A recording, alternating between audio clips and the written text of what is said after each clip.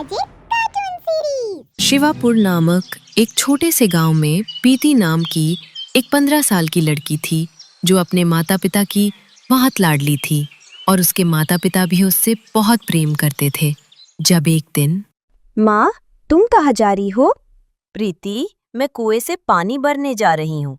माँ, मगर कुएं का पानी तो सूख गया है बारिश न होने के कारण। अरे हाँ, मैं तो ये भूल गई थी। अब क्या करूँ? घर में एक बूंद पानी नहीं है। ओहो माँ, परेशान क्यों होती हो? तुम नदी किनारे चली जाओ, वहाँ से पानी भर लेना। हाँ, ये सही कहा। मैं जाती हूँ, वहीं से पानी ले आती हूँ। और फिर प्रीति की माँ गंगा नदी पहुंची जहां उसने देखा।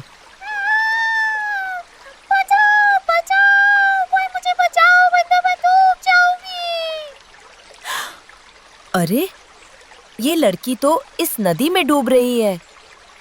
मुझे इसकी मदद करनी होगी, मगर कैसे? क्या करूं? मुझे तो तैरना भी नहीं आता। यहाँ कोई है भी नहीं। अब मैं क्या करूं? अगर मैंने इसकी जान नहीं बचाई तो ये मर जाएगी। हाँ, मुझे इससे बचाना ही होगा।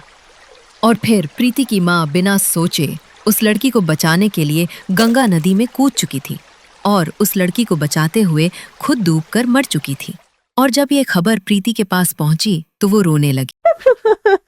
पिताजी, मेरी प्यारी माँ मुझे छोड़कर नहीं जा सकती। उठो माँ, आंखें खोलो। देखिए ना पिताजी, माँ क्यों नहीं उठ रही है? बेटी, तेरी माँ अब इस दुनिया में नहीं है। तू सब्र रख।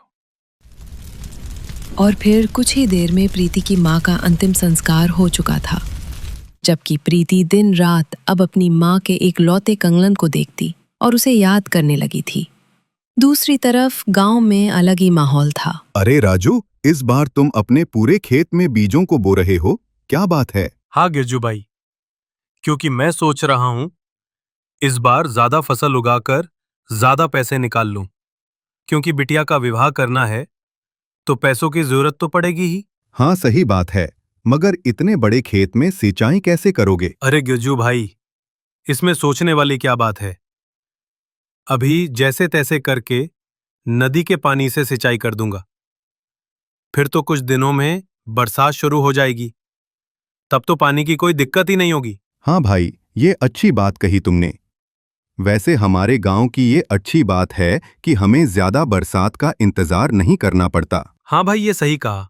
बस अब जल्दी से बरसात शुरू हो जाए। चलो ठीक है भाई, तुम अपनी खेती करो, मैं चलता हूँ। गिरजू ये कहकर अपने काम पर चला गया और राजू अपने काम पर लग गया। और फिर दिन इसी तरह बीते, मगर बरसात नहीं हुई और गांव के सारे लोग परेशान होने लगे। जब एक दिन अरे प्रकाश भाई, आज तुम खेत इतनी जल्दी आ गए? हाँ, क्या करूं, आज काम ज्यादा था खेत में और मेरी बेटी भी बीमार है, तो सोचा यहाँ का जल्दी से काम खत्म कर लूं। अच्छा, प्रीति बिटिया की तबीयत खराब है? वैसे प्रकाश भाई, बिटिया ने भाभी के जाने का सदमा कुछ ज्यादा ही ले लिया है। अब भला होने को कौन टाल सकता है? जो होना था सो हो गया। तुम सही कहते हो, लेकिन प्रीति अपनी माँ से बहुत प्रेम करती थी। हाँ भाई, क्या कर सकते हैं। चलिए, आप काम कर लीजिए, मैं भी अपने खेत में पानी लगा दूं। पता नहीं बारिश कब होगी। इतना समय बीत गया है, लेकिन बारिश तो दूर, बरसात की एक बूंद भी देखने को नहीं मिली है अभी तक। हाँ, तुम सही कह रहे हो। इसी बात की तो मुझे भी परेशानी है कि बारिश अगर ना हुई तो हमारी फसलों का क्या होगा। भगवान ही जाने। और फिर बात करते करते वो दोनों अपने काम पर लग गए और दिन गुजरते चले गए, मगर बारिश ना हुई तो अब लोगों को परेशानी ने घेर लिया था, क्योंकि बरसात ना होने के कारण सब सूखा पड़ने लगा था। रेखा भाभी, अब क्या होगा? बारिश कब आएगी? अब तो ये गंगा नदी भी सूखने लगी है। हाँ सीता, खैर मुझे तो ये गंगा किसी और कारण ही सूखी दिखाई देती है। क्या मतलब भाभी? मैं आपकी बात समझी नहीं। अभी वो दोनों औरतें बात कर रही थीं, जब वहां अपनी माँ को याद करते करते प्रीति आई और रोते हुए बोली, मेरी प्यारी माँ, तुम मुझे छोड़कर इस गंगा में समा गई। अब देखो तुम्हारे बिना मेरा क्या हाल है। माँ, मुझे भी नहीं रहना तुम्हारे बगैर। तुम मुझे भी अपने पास बुला लो। प्रीति ने यह कहकर जैसे ही उस गंगा नदी में कूदने के लिए कदम बढ़ाए, तब रेखा बोली, ए लड़की, ये तू क्या करने जा रही है? एक तो पहले ही तेरी माँ के कारण ये गंगा सूख रही, अब क्या तू भी मरकर इसे पूरी तरह से सुखाना चाहती है? अरे रेखा दीदी, ये आप क्या कह रही हो? मैं बिल्कुल ठीक कह रही हूँ। इसकी माँ के मरने के कारण ये गंगा नदी सूख रही है। रेखा की इस बात को सुनते हुए प्रीति परेशानी से बोली, काकी, मेरी माँ किसी को बचाने की वजह से गई है। हाँ, तो तेरी माँ को किसने कहा था ये करने को? और अगर उसने किसी को बचा के अपनी जान दे ही दी तो कोई बहुत बड़ा एहसान नहीं कर दिया। और वैसे भी जो आया है उसे एक दिन जाना ही है। तो बस तेरी माँ का समय पूरा हो गया था तो चली गई वो। अब तू भी जा, अपने घर जा। रेखा की ये बात सुनकर प्रीति दुखी मन से वहां से जा चुकी थी, जबकि लोग बारिश न होने के कारण परेशान थे। जब अचानक तेज तूफान शुरू हो गया। अरे ये क्या? ये इतना तेज तूफान क्यों आ रहा है? हाँ, साथ बादल भी फट रहे हैं। अरे हम तो बारिश के इंतजार में थे, मगर यहाँ तो बादल फट रहे हैं। और बादल का फटना यानी कि भारी तबाही। हाँ, अब क्या होगा? अगर ऐसा हुआ तो सब बर्बाद हो जाएगा। अभी वो सारे लोग ये देखकर परेशान आपस में बात कर रहे थे जब ज्यादा बरसात के कारण देखते ही देखते सारी जमीन डूबने लगी। राजू, रामू, खिंचू, भागो भागो, गांव में तबाही आ गई है। और फिर इसी तरह ही दिन गुजरने लगे, लेकिन तूफानी बरसात रुकने का नाम नहीं ले रही थी और इसी कारण लोगों की फसल बर्बाद हो रही थी। प्रकाश भाई, अगर ऐसे ही बरसात होती रही तो इस कहर से हमारी फसल पूरी तरह से बर्बाद हो जाएगी। हाँ भाई, कुदरत का कहर है, अब क्या कर सकते हो? जो होगा देखा जाएगा। प्रकाश ये कहकर अपने घर चला गया और देखते ही देखते सब तबाही होने लगा था। और इस परेशानी में जहां गांव के सारे लोग परेशान थे, तब एक रात प्रीति को एक सपना आया। सपना रात का, धुंधली काली घटा, साथ गंगा नदी से प्रकट होते जल देवता। आप कौन है और इस गंगा नदी से कैसे प्रकट हुए? जहां कहर है वहीं छुपा है चमत्कार भी, अगर मन साफ हो। जल देवता ये कहकर गायब हो गए थे। तभी उनके गायब होते ही प्रीति की आंख खुली और वो सपने से बाहर आई। यह कैसा सपना था और वो कौन थे जो जल से प्रकट हुए थे? पता नहीं, शायद यह एक सपना ही होगा। और फिर प्रीति ने उस सपने को नजरअंदाज कर दिया, जबकि अब गांव की हालत हद से ज्यादा बिगड़ती जा रही थी और सब बर्बाद होने लगा था। हे भगवान, ये क्या हो रहा है? मैं बर्बाद हो गया। मेरे इतने सालों की मेहनत पानी में चली गई। इस बारिश के कहर से मेरी खेत की जमीन सारी धंस गई। अब क्या होगा? हे भगवान, हम पर आए इस संकट को टाल दीजिए। जहां एक तरफ लोग दिन रात तूफानी बारिश रुकने का इंतजार कर रहे थे, वहीं दूसरी तरफ प्रीति अपनी माँ के कंगन को देखती अपने मन में सोचने लगी। तुम मुझे छोड़कर क्यों चली गई? मुझे तुम्हारे बिना नींद नहीं आती है, और जब नींद आती है तो मुझे अजीब सपना आता है। प्रीति अपने मन में ये बातें सोच रही थी और सोचते सोचते कब उसकी आंख लगी उसे पता नहीं चला, जब उसे फिर एक सपना आया। सपना जल देवता रात के अंधेरे में गंगा नदी से प्रकट होते हुए। प्रीति, क्या तुम अपने इन गांव वालों को इस कहर से बचाना चाहती हो? मगर आप कौन हैं और आपको मेरा नाम कैसे पता? तुम मेरा छोड़ो, वो सब मैं तुम्हें बाद में बताऊंगा। पहले तुम मुझे ये बताओ, क्या तुम अपने गांव वालों को इस संकट से बाहर निकालना चाहती हो? हाँ, मैं अपने गांव वालों की मदद करना चाहती हूँ। लेकिन ये गांव वाले तो तुम्हारी माँ के बलिदान का अपमान करते हैं। वो कुछ लोगों की सोच है, और जरूरी नहीं कि कुछ लोगों की सोच की वजह से निर्दोष लोगों का भी नुकसान हो। तो फिर सुनो, काले तालाब में जाकर एक कमल का फूल ढूंढो और अपने दिल से पवित्र प्रार्थना करो। ठीक है, मैं अपने गांव को इस कहर से बचाने के लिए ये करने के लिए तैयार हूँ। प्रीति के ये कहते ही जल देवता गायब हो चुके थे और उनके गायब होते ही प्रीति की नींद टूट चुकी थी। प्रीति जागते ही अपने पिता को उठाकर बोली, पिताजी उठिए, मुझे कुछ बताना है। क्या हुआ बिटिया? सुबह बताना जो बताना है। नहीं पिताजी, मैं सुबह का इंतजार नहीं कर सकती, आपको मेरी बात अभी सुननी होगी। प्रकाश उठकर बैठे हुए। अच्छा बोलो, क्या ऐसी बात है जिसे बताने के लिए तुम सुबह तक का इंतजार नहीं कर सकती?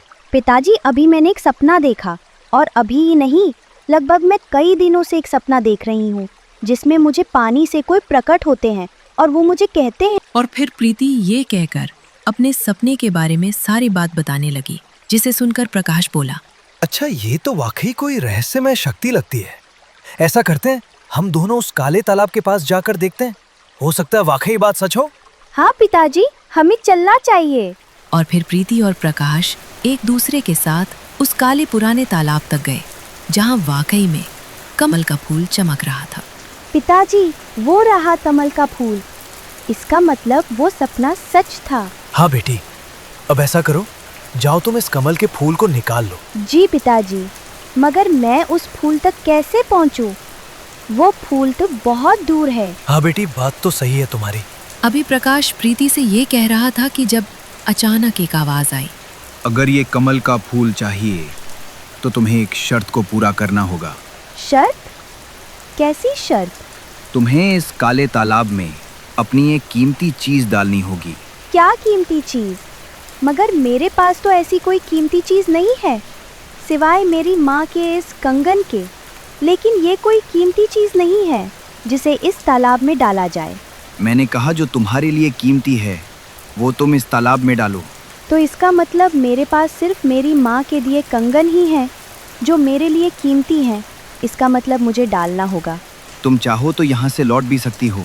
प्रीति उस आवाज को सुनकर कुछ सोचने के बाद बोली, ठीक है, अगर मेरी माँ के इस कंगन को इस तालाब में डालने से मुझे कमल का फूल मिल जाएगा और हमारे गांव की दशा ठीक हो जाएगी तो मैं ये करने को तैयार हूँ। और फिर प्रीति ये कहकर उस कीमती कंगन को तालाब में डाल देती है।